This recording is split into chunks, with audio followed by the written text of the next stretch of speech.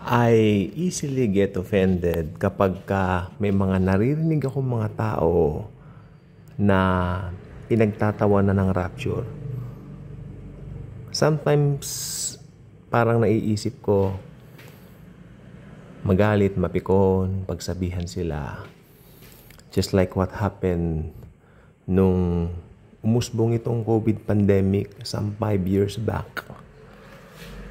Nandito yung mga cousins ko, or cousin lang na unbeliever, no? Kasi wala naman yung mga kapatid niya. Unbeliever. It's so hard. I don't know why it's so hard for us to share our faith sa mga taong ito. I am not condemning them, but maybe because they're so used to sa kanilang uri ng pamumuhay. Then, syempre, March 15, no? Lockdown. It was a Sunday also. Sunday siya. And then, we're very busy during that time. Yung aming church, kami po ay nagpupulong tuwing Sunday. During that time, hindi kami nagpulong, wala kaming pulong, wala kaming gathering, no? Dahil nga lockdown nga po buong Pilipinas nila. At we went through under lockdown during that time. And then, nandito yung pinsan ko, dito siya, hapon na yon. Natapos ni mga gawain namin at lahat kami, lahat po kami we're wearing mask.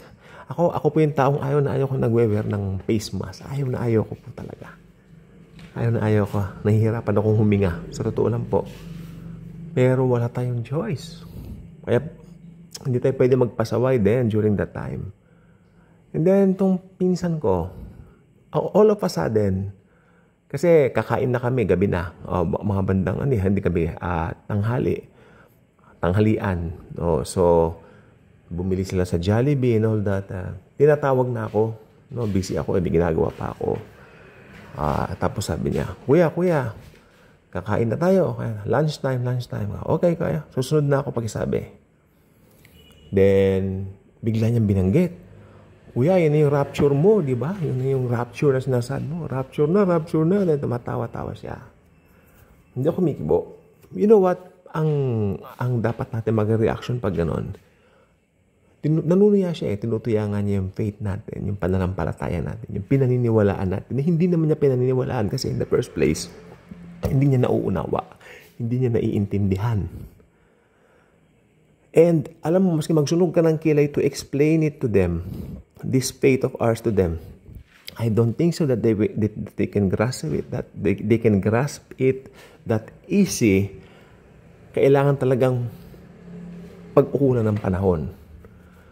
Pero ang una mong gawin sa kanila, para paniwalaan na rin tungkol sa rapture, nakalagay sa Bible, kailangan muna nila maging believer.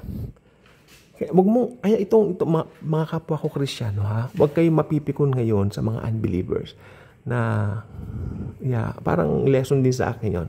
Huwag tayong mapikon kapag pinagtatawanan tayo ng mga unbelievers. Pero sometimes talaga po hindi madali, no? Pagkakapirahan nga raw po ba yan? Ginanong kami ilang beses. Tinaboy po talaga kami sa isang bahay. Umalis na raw kami. Ginugulo daw namin yung pamamahinga. Nung dinalaw namin na may karamdaman. Samantala, ang ganda lang intention namin. Yes, maganda po, pero hindi nga sila believers.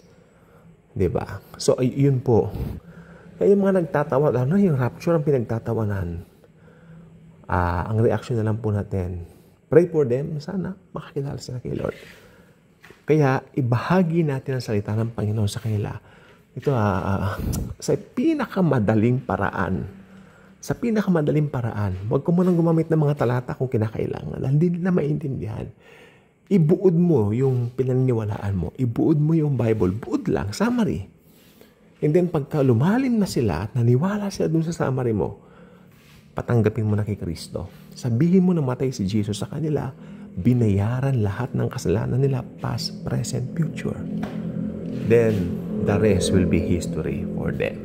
Yun lang po, wag tayong mapipikon pag may tumatawa tungkol sa rapture. It's a very serious matter po kasi.